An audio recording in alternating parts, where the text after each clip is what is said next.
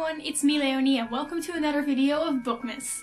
Today I want to share some recommendations of books to read during Christmas and the holidays and just December, winter in general. It's kind of like a winter reading guide. I'm actually specifically going to recommend a certain type of books that I think are perfect for December.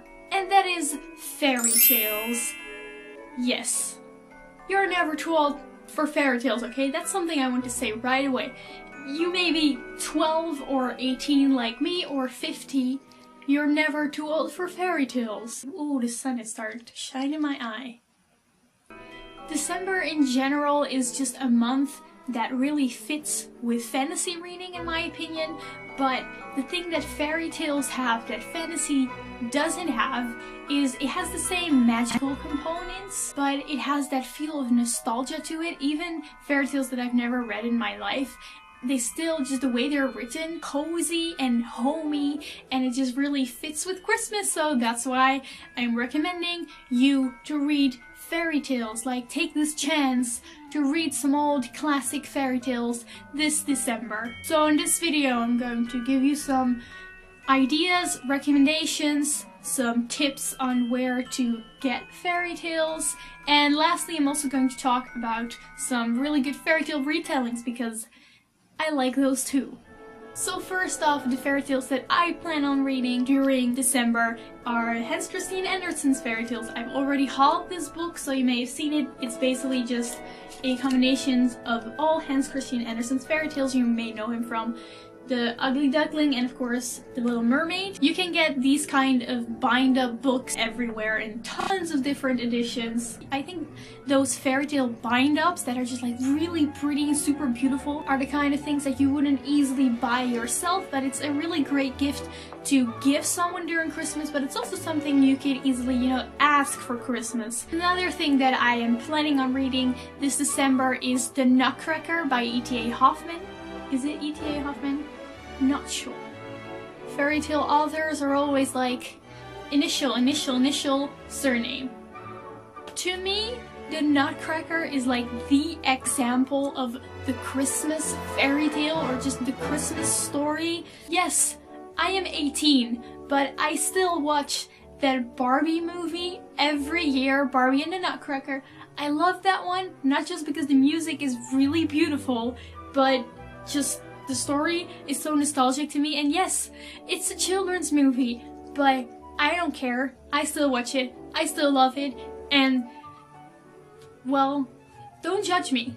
And I just really want to read The Nutcracker because I've watched the Barbie movie, I've listened to the music a lot of times, I've been to the ballet, but I've never actually read the original Nutcracker story, so that's definitely what I want to read this December. Really suggest you do too, because I think it's kind of everyone's Christmas sound. And maybe you're thinking, but I've never even heard the Nutcracker music. Then you're lying because it's been playing in the background for the entirety of this video. Can you hear it? I can't.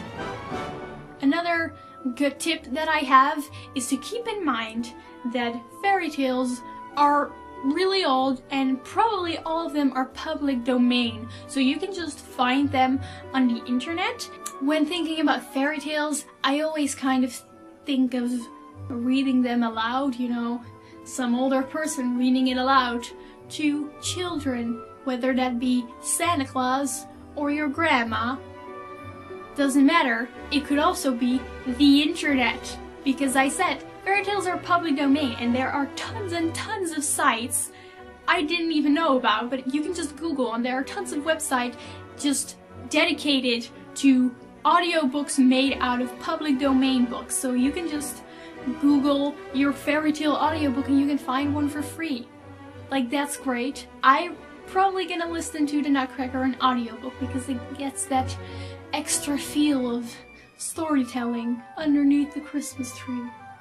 Of course, there are too many fairy tales existing in this world to all name, but there are some really good fairy tale retellings that I also want to talk about because I love fairy tale retellings. I wish I could recommend you some really unknown ones, but I'm just gonna show you some really well-known ones because that's the only things I've read. To anyone who still hasn't read this, the Lunar Chronicles.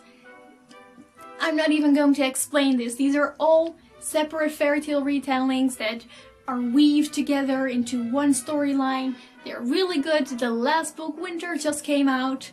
Doesn't mean you can't hop on the bandwagon anymore. Just give it a try, because they're really good. If you've seen even a few of my videos, you know that I would call the name of Rosamund Hodge. Rosamund Hodge wrote Cruel Beauty and Crimson Bound, and she basically constantly just writes fantasy retellings that are standalones. So you have your fairy tale retelling, you have your fantasy, and it's also a standalone. Okay, that's score. Cruel Beauty is a retelling of Beauty and the Beast, and Crimson Bound is a retelling of Red Riding Hood. And if I'm correct, she's also coming out with a new story, which is going to be a fantasy retelling of Romeo and Juliet, which I'm very much looking forward to. And another fairy tale retelling that I think that has just that really perfect Christmassy atmosphere to it is The Wrath and the Dawn, which is a retelling of 1001 Nights.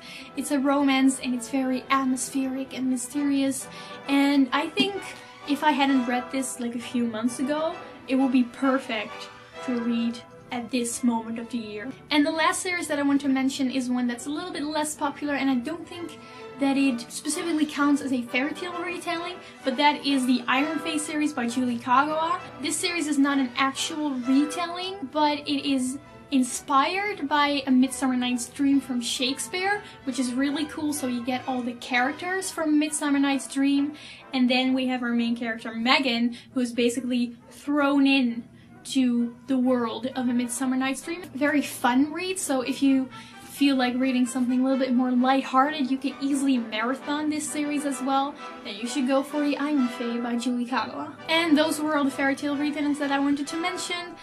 If a book is a fairy tale retelling, there's like a guaranteed chance that I will like it.